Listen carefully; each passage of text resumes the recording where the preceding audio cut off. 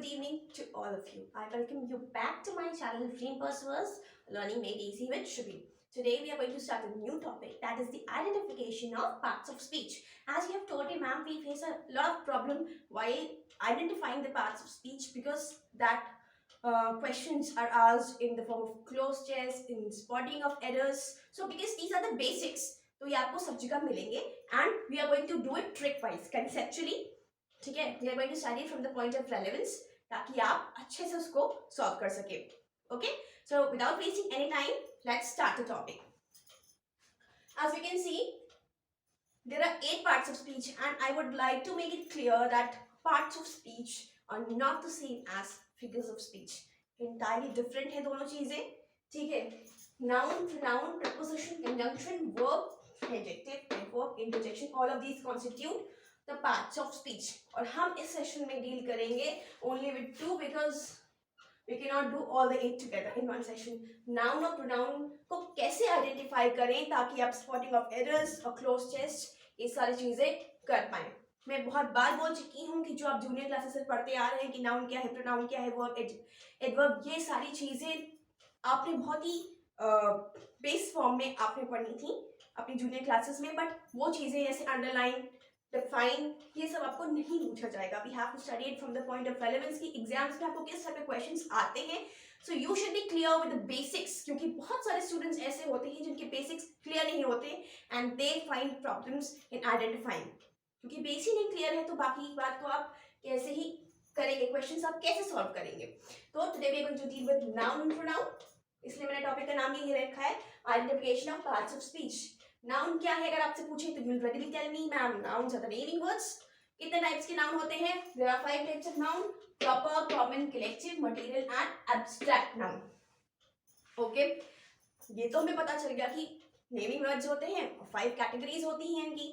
ठीक है, लेकिन हमें ये देखना है कि ये फंक्शन कैसे करते हैं और हमें इन्हें कैसे आइडेंटिफाई करना है. हम इसे आइडेंटिफाई कैसे करेंगे और सॉल्व कैसे करेंगे, क्योंकि आपकी जो स्पॉटिंग ऑफ एरर्स आती है, आप ही ने बोला है कि मैम स्पॉटिंग ऑफ एरर्स के लिए एक वीडियो बनाइए. तो स्पॉटिंग ऑफ एरर्स से पहले मैंने ये डाल रखा है ताकि आपके बेस क्लियर हो जाए, क्योंकि स्पॉटिंग ऑफ एरर्स तो आपको किसी भी फॉर्म में आ सकती है ना. Error can be in any form, it can be in the verb portion, it can be in the noun portion, किसी भी तरह से आ सकता है. वहां पे आपको मिसलेनियस फॉर्म में आएगा. So let's see. Okay, noun क्या है? नेमिंग वर्ड्स है, पर इसका फंक्शन क्या है? देखें, नाउन अगर सेंटेंस में है तो इसको आइडेंटिफाई करने का सबसे बेसिक स्टेप ये होगा. देखिए, अगर नाउन एग्जिस्ट करता है तो it is going to function either as a subject और एज एन ऑब्जेक्ट. माइंड में मेकअप कर लीजिए, चीज बिठा लीजिए. अगर नाउन है तो it is either going to function as a subject और एज एन ऑब्जेक्ट. ठीक है, अब देखिए हम इसे एग्जाम्पल के थ्रू स्टडी करते हैं. The boy kicked the football. तो बॉय आपका क्या हो गया? सब्जेक्ट हो गया. फाइन. किक्ड क्या है? वर्ब.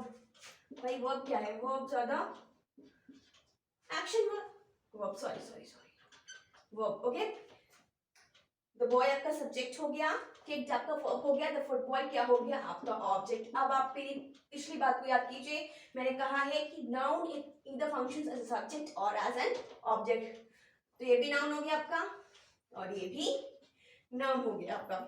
फाइन. अब सब्जेक्ट है तो it means the subject is performing the action. Okay, तो ये आपका डूअर हो गया. फाइन, ये आपका डूअर हो गया. और फुटबॉल आपका रिसीवर हो गया because the action is being received by the object. The boy kick the football, किसको किक किया? फुटबॉल को किक किया ना, तो यहाँ पे एक्शन रिसीव हो रहा है ऑब्जेक्ट की फॉर्म में. ओके, तो इतना हमने देखा कि नाउन अगर एग्जिस्ट करेगा तो it is going to exist as a subject और एज एन ऑब्जेक्ट. ही आपका सबसे बड़ा आइडेंटिफिकेशन मार्क है नाउन का. अब देखिए, ये तो हो गई नाउन की बात. Noun plus pronoun. ठीक है, प्रोनाउन क्या है? Pronoun is used to avoid the repetition of noun. यही तो होता है ना कि बार बार हमें नाउन ना यूज करना पड़े, इसीलिए हम प्रोनाउन यूज करते हैं. तो ना pronoun is used in place of noun. तो अभी इसी सेंटेंस को मैंने शॉर्ट कर दिया. I have cut it short. देखिए, द बॉय की जगह मैंने लिख दिया ही क्या है? सब्जेक्ट है ना आपका. he is the subject. Kicked again is the verb, it is again the object. Okay? जैसे मैंने कहा कि नाउन के सारे काम प्रोनाउन भी करेगा. अगर नाउन कर सकते हैं तो प्रोनाउन भी कर सकते हैं, because pronoun is being used in place of noun. यानी कि जो फंक्शन नाउन कर रहा है वो सारे के सारे प्रोनाउन भी करेगा. ठीक है, तो प्रोनाउन भी या तो सब्जेक्ट होगा और या तो ऑब्जेक्ट होगा. ओके, ये भी आपका प्रोनाउन है और ये भी आपका प्रोनाउन है. फाइन. द बॉय की जगह मैंने लिख दिया ही, विच इज अ प्रोनाउन, और फुटबॉल की जगह मैंने लिख दिया it, which is also a pronoun. Bar bar pronoun का बोलने का मतलब यही है कि यहाँ पे देखिए ही भी आपका सब्जेक्ट है और इट भी आपका ऑब्जेक्ट है. Pronoun is working as a subject as well as an object in the sentence. तो आइडेंटिफिकेशन मार्क पिछली बार की तरह से फिर यही हुआ कि नाउन की तरह प्रोनाउन भी वही फंक्शंस एक्सरसाइज कर रहा है. It will be either subject और द ऑब्जेक्ट. बात समझ आ गई? अब देखें इसके ये दो फीचर्स तो हमने देख लिए कि नाउन की तरह ही प्रोनाउन भी सब्जेक्ट और ऑब्जेक्ट की भूमिका निभाता है. बट अब यहाँ पे देखें ये सिंगुलर और प्लूरल भी बन जाते हैं. नाउन और प्रोनाउन इनका एक फीचर होता है कि सिंगुलर से प्लूरल भी कन्वर्ट हो जाते हैं. फाइन. तो हमने देखा कि 5 तरह के नाउन है, proper common collective material as well as abstract noun. इनमें से सिर्फ 2 ही यानी कि कॉमन और कलेक्टिव नाउन का ही प्लूरल बनता है. इन 2 कैटेगरीज का ही प्लूरल बनता है. ओके, सबका नहीं बनता है. ठीक, like I have written girl का क्या हो जाएगा? गर्ल्स. ओके, गर्ल का हो जाएगा गर्ल्स, आएगा भी शी और ही का दे. तो इस तरह से आप प्लूरल बना सकते हैं.